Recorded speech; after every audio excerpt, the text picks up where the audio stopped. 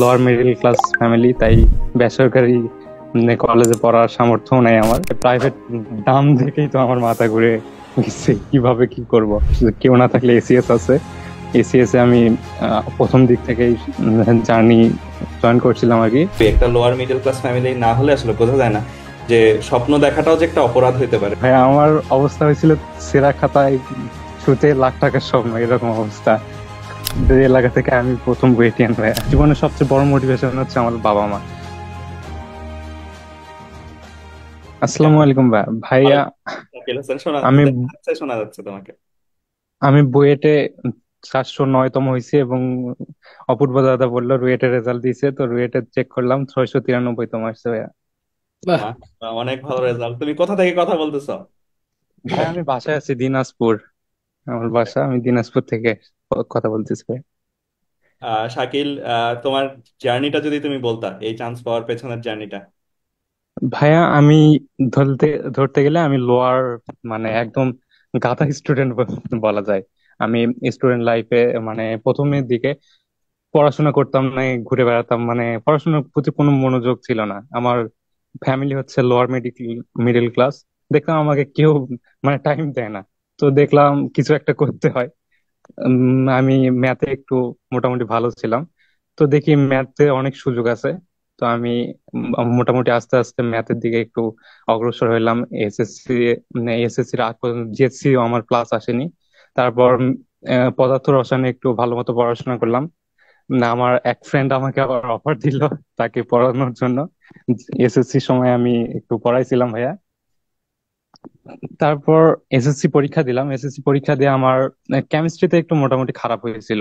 Chemistry খারাপ হওয়ার কারণে আমার খুব একটা ভালো কলেজ আসেনি, যেহেতু লোয়ার মিডল ক্লাস ফ্যামিলি, তাই বেসরকারি কলেজে পড়ার সামর্থ্য নাই আমার। রংপুর সরকারি সিটি কলেজে আমি ভর্তি হলাম। ওখানে যাই প্রাইভেট দাম দেখেই তো আমার মাথা ঘুরে গেছে, কিভাবে কি করব। তো দেখলাম এসিএস, কেউ না থাকলে এসিএস আছে। এসিএস এ আমি প্রথম দিক থেকেই জার্নি জয়েন করছিলাম আর কি। এসএস এর সাথে পড়াশোনা শুরু করলাম। কিন্তু ভাইয়া আমার আহ, জীবনের সবচেয়ে বড় মোটিভেশন হচ্ছে আমার বাবা মা। আমি কোনোদিন আমি যদি বলতাম ভাইয়া আমাকে এত টাকা লাগবে, তারা তার সঙ্গে সঙ্গে আমাকে টাকা পাঠাই দিত ভাইয়া। আমি এই উম, আমার বাবা মাকে এই জিনিসটা আমি আজকে দিতে পারছি, এটার জন্য আমি খুবই মানে, সার্থক ভাইয়া।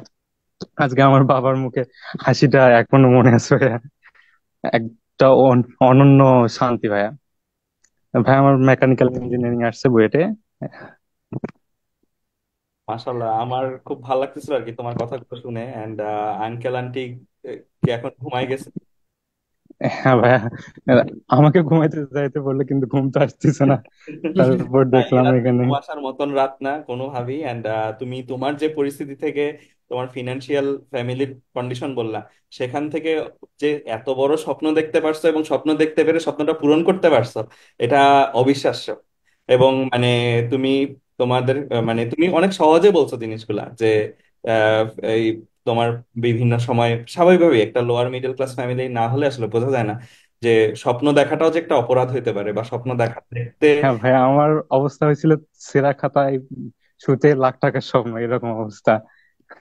না আসলেই মানে আমাদের এর আগে প্রকাশ ছিল, মানে ও এরকম একটা অবস্থা থেকে আসছে। এবং তোমার ক্ষেত্রেও আমি বুঝতে পারতেছি যে তুমি কি মানে তোমার দিকে তাকাইলে আমি বুঝতে পারতেছি তুমি কতটা স্ট্রাগল, কতটা কিছু পার করে আসছো আজকের এই জায়গায়। এন্ড মানে তুমি এখন মানে স্বপ্ন ছুঁয়ে ফেলছো। এবং এখন তোমার জীবনটা ইনশাল্লাহ, মানে আমি আমি চাই যে তুমি আর 1-1.5 বছরের মধ্যেই বাবা মার অবস্থা পুরোটাই পরিবর্তন করে ফেলার সক্ষম।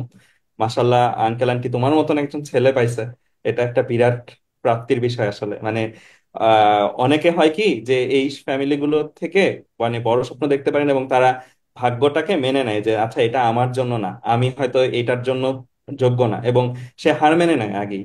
এবং তুমি হার না মেনে তার এই স্বপ্নটা পূরণ করছো, এই গল্পটা তৈরি করছো। এই ধাপটা অন্য যারা অনেক ভালো ফ্যামিলির কন্ডিশন থেকে চান্স পাইছে এবং তুমি, তোমাদের মধ্যে বিস্তর তফাৎ। তুমি যা যা অ্যাচিভ করতে পারবা, আমার মনে হয় না তারা এটা পারবে।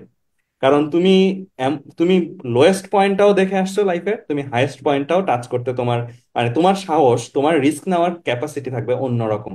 অ্যান্ড তুমি এই জিনিসটা ইনশাল্লাহ কাজে লাগাইতে পারবা।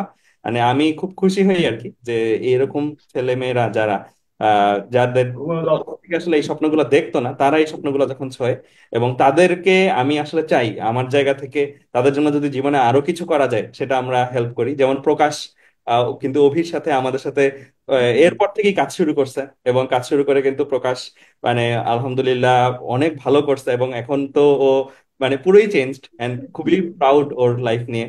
এন্ড তুমিও এরকম একজন হও, তুমি আসিও ঢাকায় আমাদের অফিসে। এন্ড তোমার যদি কোনো কিছু লাগে ভাইয়ারা আসি, তুমি কখনো এখন আর লোয়েস্ট ফিল করার কোনো সম্ভাবনাই নাই, সুযোগই নাই। তুমি তোমাকে প্রুভ করে ফেলছো অলরেডি, এখন আমাদেরকে সুযোগ দিবা তোমার জন্য কিছু করার জন্য।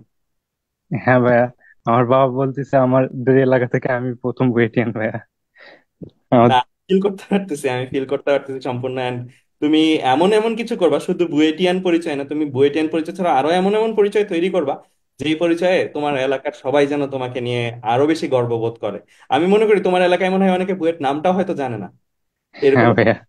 মানে বুয়েট বললেও বুঝে না আর কি, বা নামটাও জানে না, কারণ ওই পর্যন্ত স্বপ্ন দেখতেই পারে না আসলে, সত্যি কথা। আমি যখন হ্যাঁ এই ভাইয়া। বিভিন্ন এরকম জায়গায় যাওয়া হয় তখন আমরা দেখি যে তাদের স্বপ্নের পরিধিটাই অনেক ছোট থাকে, কারণ ওইটা টাচ করতে পারবে এটা বিলিভই করেন। সো তুমি ওই জিনিসটা চেস করার সাহসটা নিছো, এন্ড ইনশাল্লাহ আরো কিছু করতে পারো এই দিকে। আমি তোমাকে সাহায্য করার জন্য, আমি ব্যক্তিগতভাবে তোমাকে সাহায্য করার জন্য আছি, এবং এইচএসআর যারা ভাইয়ার আছে তারাও কিন্তু তোমাদের মতন যারা সোল আছে, ফাইটার সোল, তাদেরকে এগিয়ে নিয়ে যাওয়ার জন্য সর্বাত্মক হেল্প করবে। তুমি যোগাযোগ করিও আমাদের সাথে, ইনশাল্লাহ। আচ্ছা ভাইয়া, দোয়া করবেন আমার জন্য। আসসালামু আলাইকুম।